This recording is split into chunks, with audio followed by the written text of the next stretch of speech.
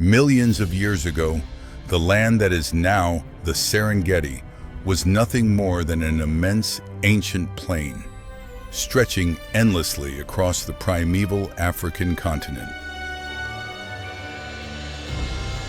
Beneath the misty skies and dusty winds of the Pliocene epoch, the plains were blanketed in volcanic ash and dry dust, creating a landscape both wild and fierce.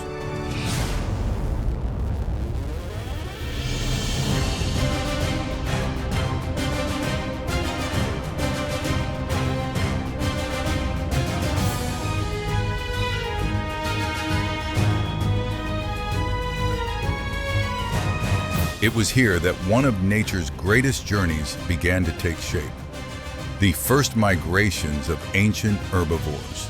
In those times, the land was constantly reshaped by geological shifts and harsh climates.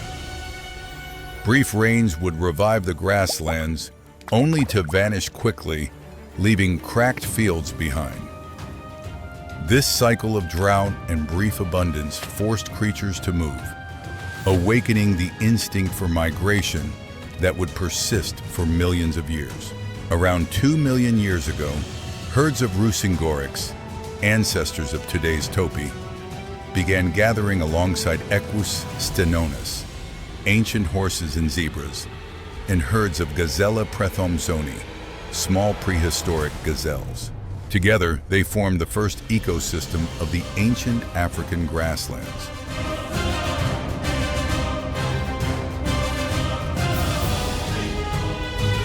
Under silvery gray skies, these massive herds moved with the wind, seeking fresh shoots that had just sprouted after short, fleeting rains.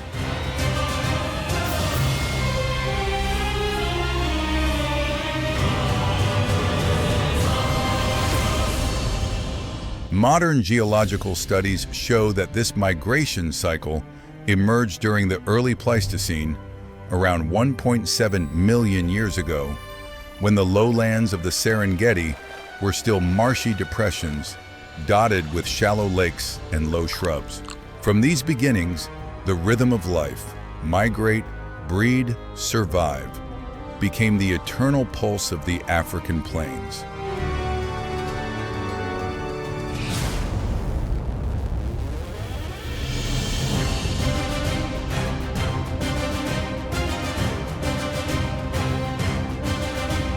When the brief rainy season ended, the sun's heat baked the earth, turning the grasslands golden brown. Trees drooped under the scorching dryness, and food sources dwindled. Life's fragility forced the animals to set out on their journey. The trek was not just about finding food. It was a survival anthem, where each individual relied on the strength of the herd to withstand countless predators. The entire savannah moved like a living river. Hundreds of thousands of pounding hooves created a rhythm that echoed through the sky. It was the dance of life, the endless race between creatures and nature. There were no fixed schedules, no safe havens, only instinct as a guide, the call of the rain, and the breath of newly sprouted grass. Rain in those days was like magic. Every drop that fell on the cracked earth carried the promise of rebirth. Ancient grasses like the Meta, Triandra, and Panicum africanum sprang from the moist soil, creating green carpets for the herbivores. Temperatures ranged between 68 and 80 stigant 27, warm enough for life to flourish, yet harsh enough to challenge every creature. The ancient Utu Plains, now part of the southern Serengeti, were the heart of the reproductive cycle. When the first rains arrived, the cracked earth transformed into soft green carpets. Huge herds of Rusingoryx, standing nearly 5 feet tall and weighing over 660 pounds, gathered here to breed. Under nature's protection, hundreds of thousands of young were born almost simultaneously, a perfect survival strategy that overwhelmed predators like Machairodus, the notorious saber-toothed cat of the era.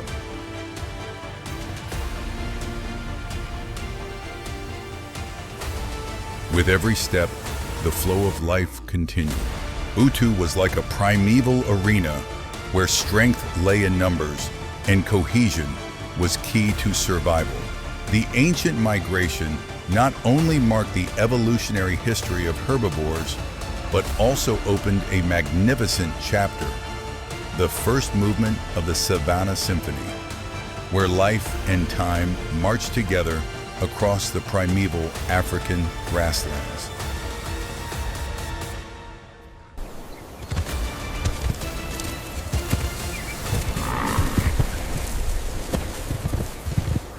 Surviving the harsh ice age, where the ancient plains of the Serengeti were shrouded in dust and scorching winds, the life of Rusingoryx, ancestors of today's topi, could not rely on numbers alone. The newborns born into swirling dust storms had to rise within minutes. Weighing nearly 40 pounds, about 18 kilon, and with trembling legs, they had to stand and run. If not, they would become a feast for lurking saber-toothed cats or prehistoric wild dogs circling the herd.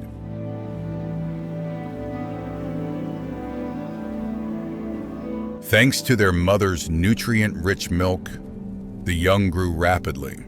Within just a few weeks, they could run nearly as fast as adults, over 25 in Pliocene, more than 40 lomonix, a survival skill etched into their genetic instinct across countless generations. On a journey spanning over 600 miles, 1,000 kilometers across parched grasslands, speed was their only shield. Rusingoryx were among the key herbivores of this era and also a central link in the ancient ecosystem.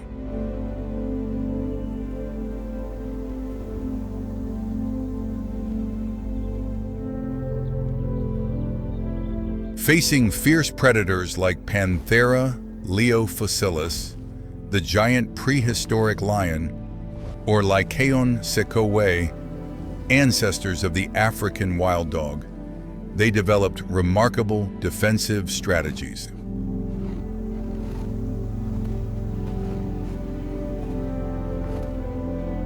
The strength of the herd was their greatest fortress. Each migration season, tens of thousands of individuals moved together, forming a dark sea of life stretching to the horizon. Within this flow, no predator could easily single out a target. When danger approached, mature males instantly formed a protective circle around the herd, heads lowered, curved horns pointing forward, ready to charge at any threat. It was this unity that allowed them to survive in a world where weakness meant death. By mid-year, when the short rainy season ended, mating calls echoed across the northern plains.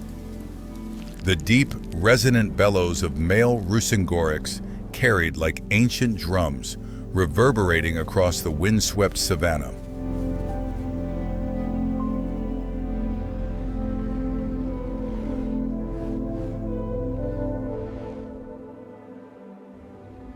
This was the time to claim territory, where fresh green grass sprouted after the rains, the ideal grounds for reproduction. Fierce battles for mating rights erupted. Head-to-head clashes, horns colliding, clouds of dust rising. The victor not only retained the territory, but also gained the right to mate with multiple females in the area.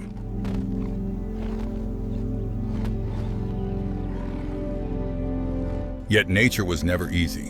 When the rain stopped, grass began to dwindle and territories became fragile. Males had to abandon the lands they had just won, moving farther to find new pastures. Every step was a challenge between life and despair. Through the hot winds, the herds of Rusingoryx continued their endless journey. Dust swirled with every step, blurring the horizon. Every movement, every breath, every collision merged into a dance of survival, where reproductive instinct and the will to live became one. On the prehistoric plains, their lives stood as proof that no matter how times change, the laws of nature remain constant. Only the strong and united can endure in the wild world of the ancient savannah.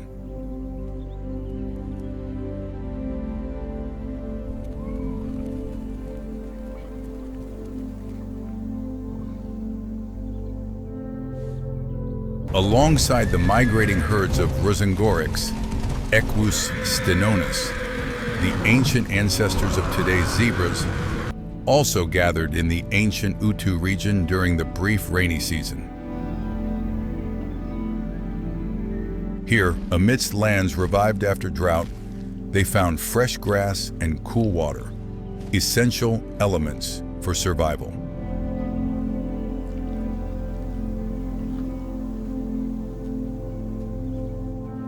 Unlike Rusingoryx, Equus Stenonis had no fixed breeding season. Females could give birth year-round, but the rainy season offered them the greatest advantage: abundant food, fresh water, and the protection of the herd. Each adult stood nearly 4.5 feet, 1.4 meters tall, and weighed over 880 pounds, 400 kilon, moving in dense herds that sent the thundering echoes of thousands of hooves pounding the earth. On the wild plains, every stride was a battle with nature. Equus Stenonis had evolved to seize every opportunity. When the soil was dry, they dug roots for water. When grass withered, they consumed tough stalks other herbivores could not digest. This resilience allowed them to survive in semi-arid lands, where life always teetered on a fragile edge. Harsh weather could not subdue them. The herds of Equus Stenonis in Utu were perfectly adapted to heat and dryness. As rivers ran low, they could still travel tens of kilometers each day in search of water, guided by herd memory and instincts honed over millennia.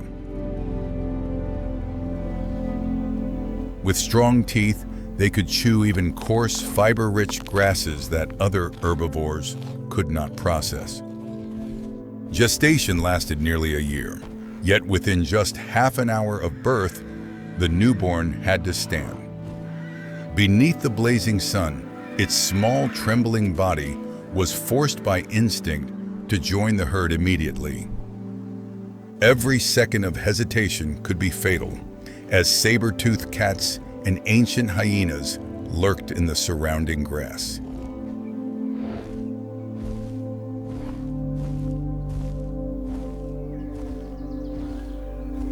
Thanks to this remarkable instinct, the young quickly integrated into the herd. When hundreds of individuals moved together, they ceased to be easy targets. This was the power of the collective, a perfect defensive strategy bestowed by nature. Each stride, each stomp of hooves, became a note in the grand symphony of survival across the ancient grasslands. Yet the survival of Equus Stenonis depended not only on speed or vigilance. Their social structure was far more complex. Each herd was led by a dominant male, strong, alert, and proud, who guided the females and young, protecting them from predators and rival males. Communication within the herd went beyond loud neighs, relying on subtle gestures, head bumps, shoulder nudges, and warning glances, all part of the language of survival. When the dry season arrived, herds of Equus Stenonis merged with other species, Rusingoryx and Gazella Praethomsoni, forming massive migratory blocks, a living, moving shield across the savannah. No predator, however cunning, could easily single out a prey in the sea of moving bodies.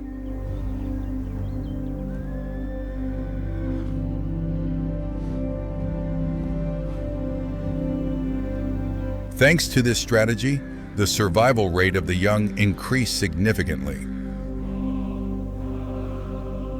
During the mating season, smaller herds combined into groups of hundreds. Males fought fiercely for leadership, grinding their teeth, roaring and colliding, biting and kicking amid swirling red dust. The victor earned the right to mate with all the females in the herd, ensuring that the next generation inherited the strongest genes.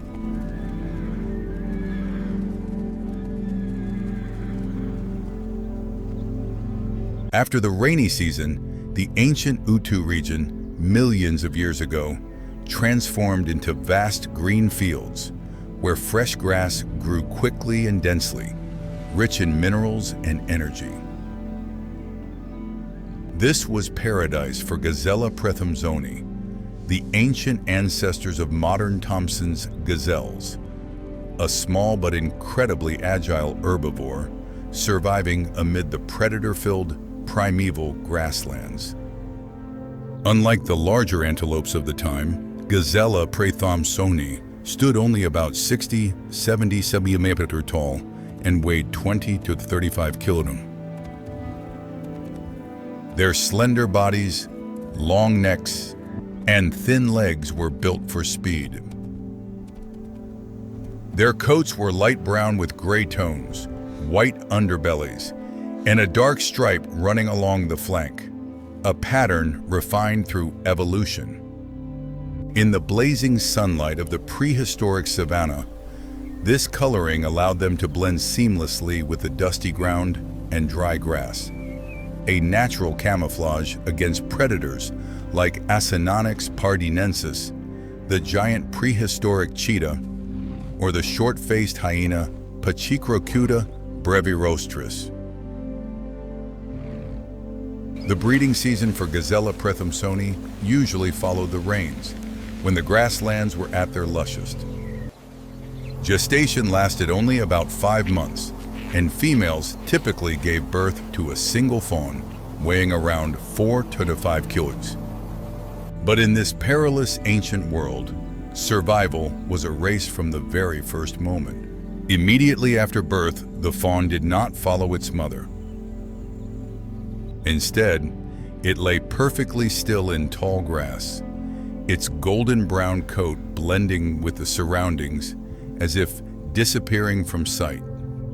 Each day, the mother returned only once to nurse, leaving her young hidden in absolute silence, a survival instinct honed over hundreds of thousands of generations. Once strong enough to stand, Gazella Praethomsoni became a born athlete of the prehistoric era.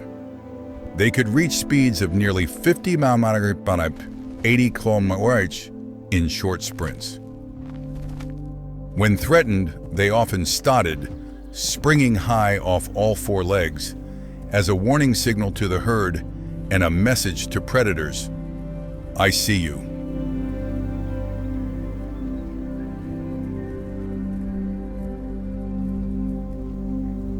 During this period, Gazella Praethomsoni typically moved alongside other herbivores, such as ancient topi and prehistoric zebras.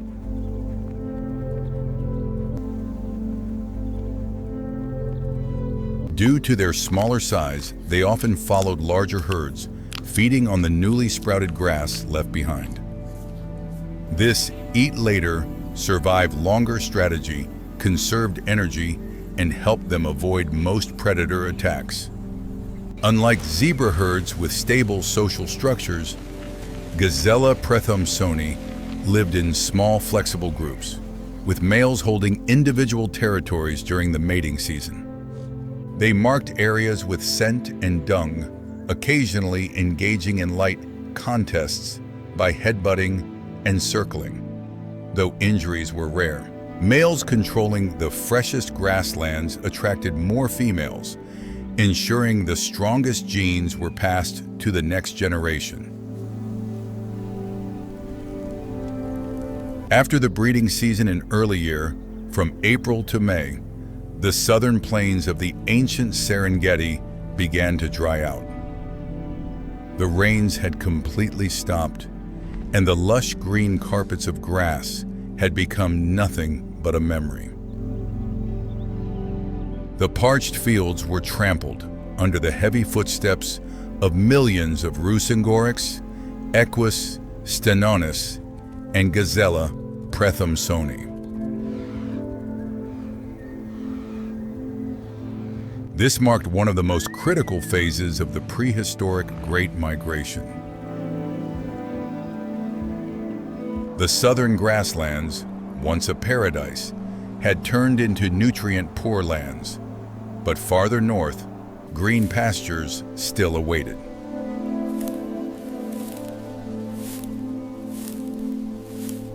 The exact start date of the journey was not fixed, usually falling between late April and early June, when the southern grasslands could no longer sustain the herds. Moving north became the only option. Lands near the Grumeti River and beyond represented their last hope for survival. The journey stretched for hundreds of miles, with herds traveling more than 500 miles, 800 kilometers northward. Fresh grass awaited, and a massive migration began. Approximately 1.5 million Rusingoryx, 300,000 Gazella Praethomsoni, and 200,000 Equus Stenonis. The animals formed lines up to 25 miles long, like a living river, carrying the rhythm of life and survival. Each individual moved with a single purpose: to survive. Rusingoryx, with their enormous appetite, consumed tons of grass each day.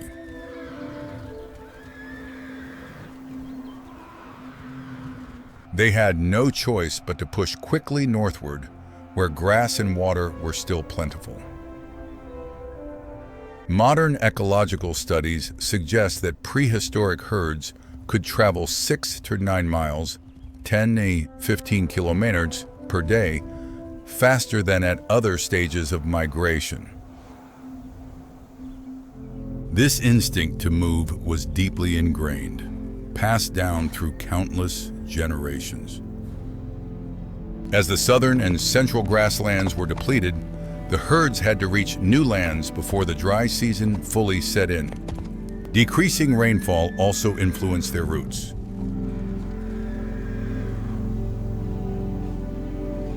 Herds moved along the western corridor, crossing small rivers and remaining floodplains from the rainy season. The urgent steps of Rusingoryx, Equus Stenonis, and Gazella Praethomsoni echoed across the dry ground. The savannah became a survival racecourse, where speed, agility, and navigation skills determined fate. The massive herds were not just groups seeking food, they were living shields protecting one another. Their primary defense strategy was to move in large numbers. Sheer size made it difficult for predators to target any one individual, reducing hunting success. As they moved farther north, large herds dispersed into smaller groups, lessening pressure on vegetation while increasing access to food.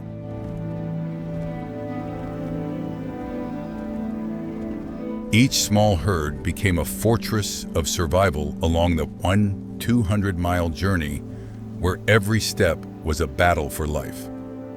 The northward trek was not only a search for food and water, it was a race against time.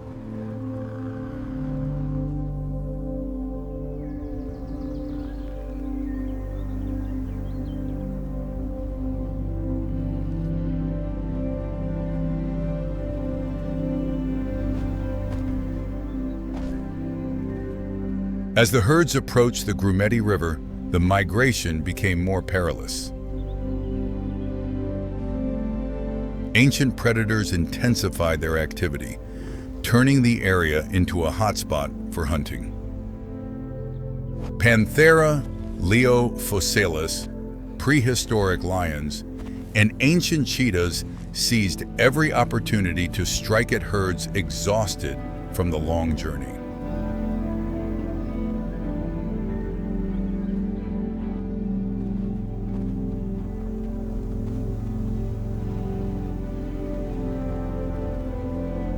To cope with these threats, prehistoric herbivores developed their own defensive strategies. Equus Stenonis, with exceptional vision, often led the migration. They could spot predators from afar and immediately sound alarm calls, allowing the herd to reorganize, heighten vigilance, and adjust their course if necessary. Both Rusingoryx and Equus Stenonis could run at speeds of 40-50 mph, 65-80 km/h, making it extremely difficult for predators like Panthera leofossilis to maintain high-speed pursuits for long periods.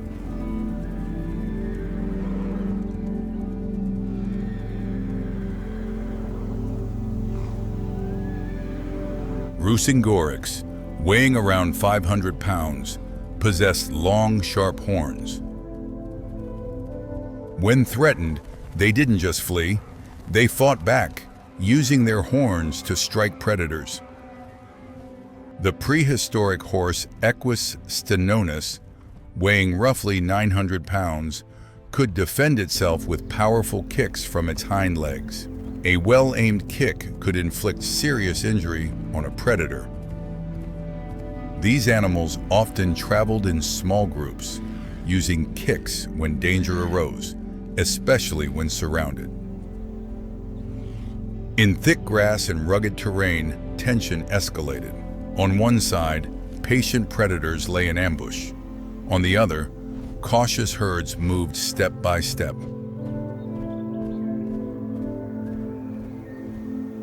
The daily struggle for survival played out across the plains, where life and danger were separated by the beat of a single heart. Gazella Praethomsoni, small and agile, became ideal targets for high-speed predators. Prehistoric cheetahs could reach 60 to 75 mph, 121 km/h in short bursts.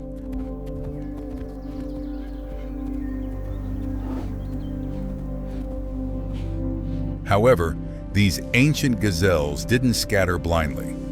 They spread in different directions, creating visual confusion and making capture difficult.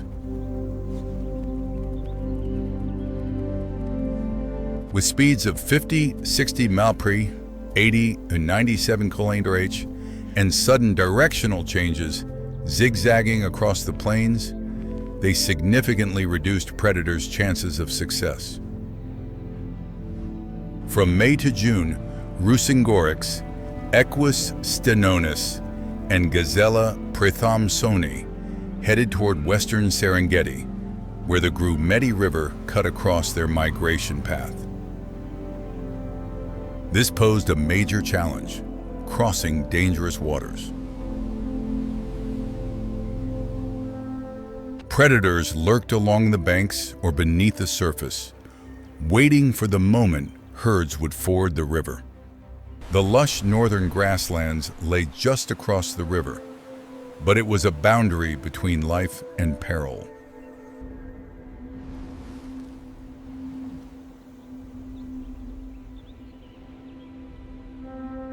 The Grumeti River, about 30 miles long with narrow, deep sections, became a deadly trap for prehistoric herds moving in large groups.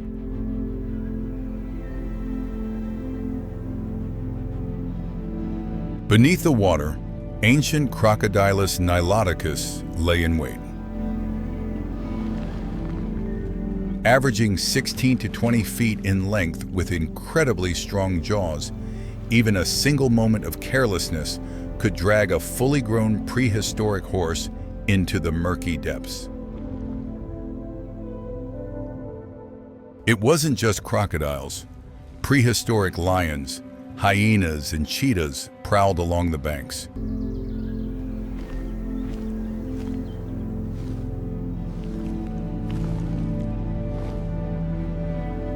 Cheetahs were particularly dangerous, combining short bursts of speed with ambush tactics from dense vegetation. They targeted the young or exhausted, exploiting panic after the river crossing. Despite these threats, the herds had to keep moving north towards safe lands. Crossing the Grumeti required precise timing, location, and strategy. A wrong choice could spell disaster at the jaws of Nile crocodiles.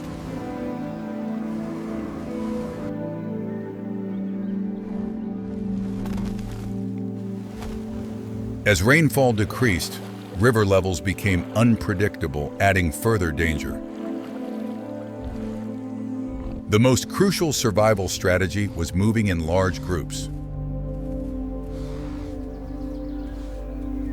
Around 1 million Rusingoryx and 200,000 Equus Stenonis crossed the river in groups of 5,000, 10,000 at a time.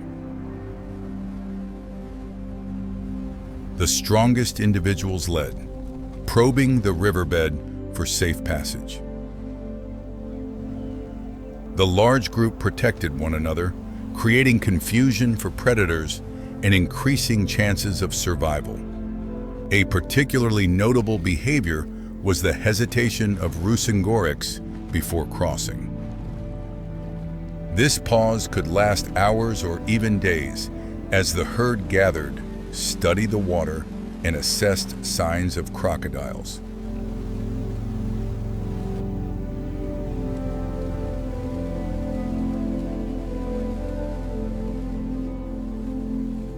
This was a survival strategy, allowing lead individuals to detect threats, minimize risk, and maximize survival chances. This behavior transformed the prehistoric Great Migration into a calculated battle with nature, where instincts honed over millions of years dictated life and death.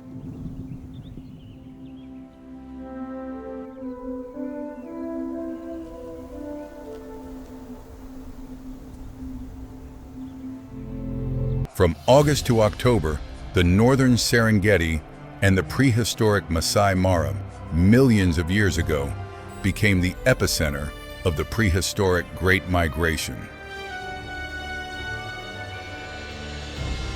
Millions of Rusingoryx, ancestors of modern hartebeest, Equus Stenonis, ancestors of zebras, and Gazella Praethomsoni, ancestors of Thomson's gazelle, moved north across the ancient mixed forest savannah plains.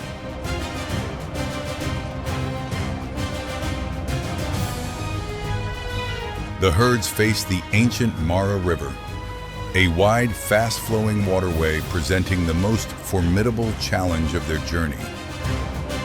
Across the river lay the prehistoric Masai Mara, open grasslands interspersed with shrubs and low forests stretching hundreds of square miles, brimming with promise as fresh vegetation sprouted after the ancient rainy season.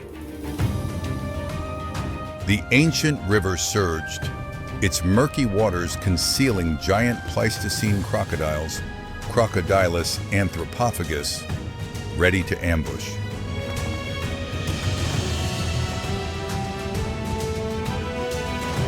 Fluctuating water levels caused by irregular rainfall turned every crossing into a fight for survival. The lead animals, often Equus Stenonis with keen eyesight, scouted the waters before the herd ventured in. Choosing the right moment to cross directly determined the herd's survival, as one wrong decision could lead to disaster. During these ancient river crossings, adult Rusingoryx, weighing nearly 450 to 500 kg, faced Crocodylus anthropophagus, capable of dragging them underwater and performing deadly flips. Gazella Praethomsoni, small and agile, moved in smaller groups, using speed and sudden directional changes to evade capture.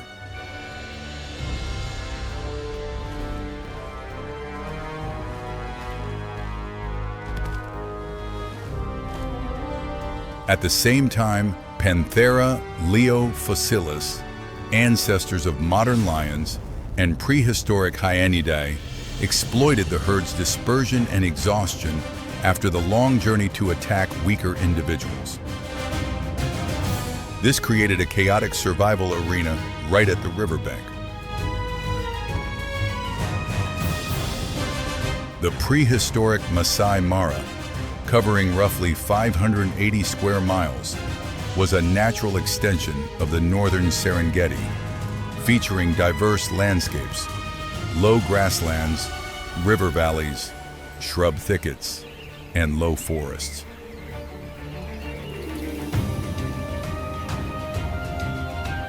With annual rainfall ranging from 30 to 50 inches, it supported rich vegetation. The low grasslands provided ideal grazing for Rusingoryx and Equus Stenonis, while taller shrubs offered habitats for large prehistoric herbivores like ancient Giraffidae and Elephantidae. This diverse ecosystem remained balanced, with species coexisting without intense competition for food. From July to October, the Prehistoric Great Migration brought millions of Rusingoryx, Equus Stenonis, and Gazella Praethomsoni across the ancient Mara River, creating a spectacular natural scene. The ecosystem underwent constant change. Low grasslands became gathering grounds for massive herds.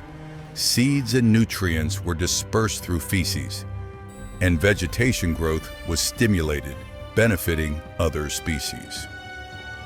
Prehistoric herbivores played a crucial role in the food chain, while the prehistoric Big Five maintained the ecological balance of the ancient Masai Mara, ensuring a diverse and healthy ecosystem millions of years ago.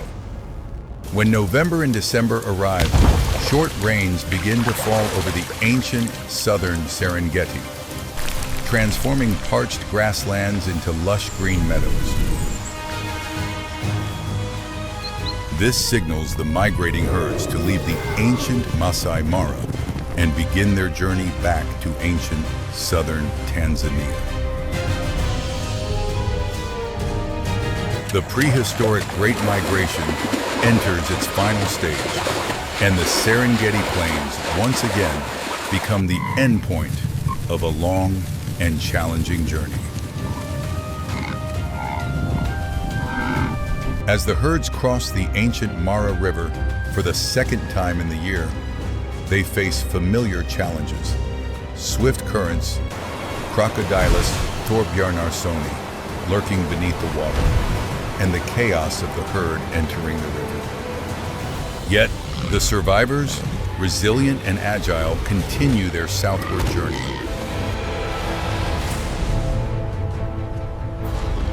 The ancient Lobo region and northern plains serve only as brief resting points before the herds reach new areas revitalized by the short rains. Migratory species such as prehistoric Conocates gino and Equus stenonis follow a characteristic movement pattern, directly responding to rainfall. This journey is not just a search for fresh grazing, but a survival mechanism linked to natural cycles. At this time, the herds move not only to find green grass, but also to prepare for the upcoming breeding season. The lush, water-rich grasslands of the ancient Utu region provide an ideal stop for the herds to replenish energy after a long journey, readying them for a challenging reproductive season. Prehistoric predators patiently ambush near grasslands and water sources where the herds usually pause. After months of long-distance travel, the prey's fatigue makes them easier targets. Ancient lions and prehistoric wild dogs seize the opportunity when herds scatter. Prehistoric wild dogs hunt in packs with remarkable efficiency, especially targeting medium-sized prehistoric antelopes, achieving success rates of up to 70–80%. To counter predators, prehistoric conocades Gnu and Equus Stenonis employ sophisticated defense strategies. Herds gather in large groups with strong, older individuals positioned around the edges to protect the young and weaker members. In the final months of the year, returning to the ancient Serengeti signals not only a hopeful rainy season, but also the most dangerous stage of the migration. The struggle for survival among prehistoric migratory species never truly ends. But through unity, vigilance, and intricate defense strategies, the herds manage to overcome the constant threats of the ancient savannah. The challenges faced by prehistoric migratory herds during the Great Migration across the ancient savannah went far beyond dangerous river crossings or threats from gigantic predators. Pressure from a constantly changing environment caused by natural climate fluctuations, prolonged droughts, floods, and shifting terrain posed some of the greatest survival challenges millions of years ago. Migratory species relied on fresh grass and water from ancient rivers like the Mara and Grumeti. But natural rainfall cycles were no longer consistent. These changes forced prehistoric herds to adjust their timing, speed, and routes, increasing the risk of mortality. The rainy season in the ancient Serengeti typically lasted from November to December, with a longer rainy period from March to May. However, geological and fossil evidence indicates that rainfall during this time was highly variable, with short but intense storms or delayed rains by several weeks. This directly impacted grass growth, leaving insufficient food for herds of prehistoric Conocates Gnu, Equus Stenonis, and other prehistoric antelopes. Extreme weather events, such as sudden floods, also posed significant challenges. Swift currents from rivers swollen by heavy rains turned river crossings into deadly traps, especially for young or weak individuals. Fossil records suggest that mortality rates during particularly rainy years could reach 10–15%, highlighting that survival during the prehistoric Great Migration was a fierce struggle. Erosion and constantly changing terrain also reshaped migration routes. Heavy rains carved deep valleys, washed away sandy banks, and created rugged hills across the ancient savannah. Rivers that once provided life-giving water now became torrents, threatening any animal that dared approach. Prehistoric Conocates Gnu, Equus Stenonis, and antelopes had to adjust their paths, sometimes venturing into unexplored areas, confronting the raw harshness of nature. Natural fires sparked by lightning-scorched vegetation, forcing herds to move or face starvation. Even without human interference, survival in the prehistoric Great Migration was an extraordinary challenge. Only herds that remained united, vigilant, and skillful in defense could navigate the hazards of nature, sustain the ecosystem, and ensure the next generation of giant savanna species thrived.